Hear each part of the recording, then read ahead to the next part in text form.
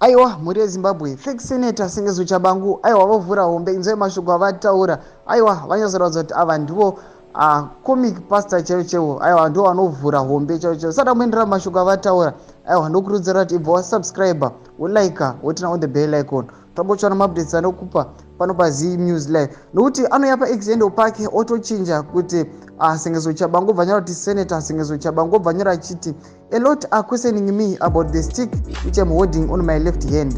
It's a symbol of touch bearing.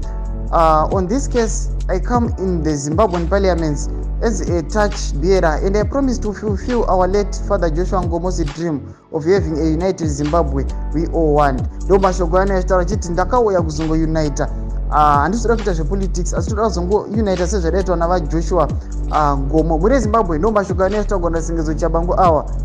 Saka vanhu vanouya vachimupindura papost yake yaposta vachiti wakupfeka sutu yekutengesi hako Judas.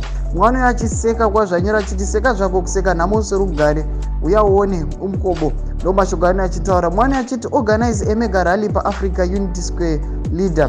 The Hararians love you a lot and we like to meet you. Ndo mashoko anotaura mhino chikwadi chavatarira kuti vanomuda Sengezo Tshabangu. Saka muri Zimbabwe tudze mafungiro enyu pamusoro penyaya iyi yaSengezo Tshabangu.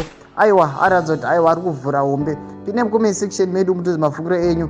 Musangano subscribe, kulike, nokutina on the bell icon. Tambotsvana maupdates anokupa pano paZim News Live.